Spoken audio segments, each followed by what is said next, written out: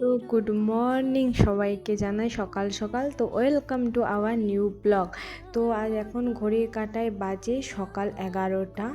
আর এখন আমার সকালে ব্রেকফাস্ট করা, বেটুকে খাওয়ানো, সব কিছু ডান। এখন আমি আছি যেহেতু মায়ের বাড়িতে, বেশ কিছুদিন এসেছি।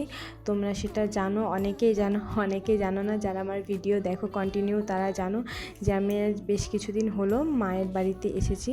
এখানে আছি কিছু, মানে এমনি জাস্ট আছি আর কি।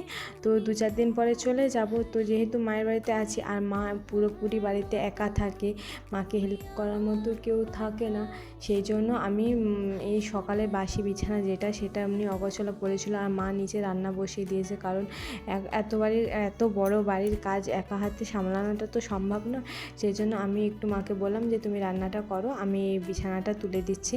তো সেই কারণেই আমি বেটুকে খাইয়ে দাইয়ে নিজে ব্রেকফাস্ট করে চলে আসলাম বিছানাটা বাগাতে।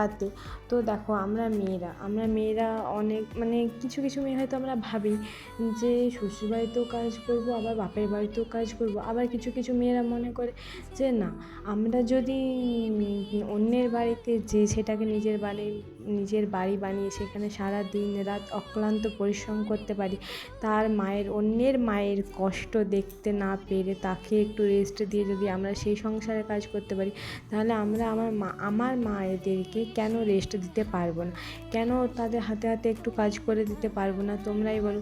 সে আমাদেরকে বড় করলো ছোটোর থেকে, কোনো কুটির কাজটি করতে দিল না। তাহলে আমাদের কি উচিত না যে বাপের বাড়িতে এসে শুধু রেস্ট না নিয়ে মায়ের হাতে হাতে একটু কাজ করে দেওয়া? তো আমি যেহেতু খুব বেশি কিছু করতে পারি না, আমার বেটুকে নিয়ে আমার সারাটা দিন কেটে যায়, কিন্তু আমি যতটুকু পারি আমার মাকে একটু হেল্প করার চেষ্টা করি। তো সেই রকমই দেখতে পাচ্ছ যে আমি বিছানাটা বাগাচ্ছি। এখানেও আমার শান্তি নেই, আমার পেছনেই ঘুরছে।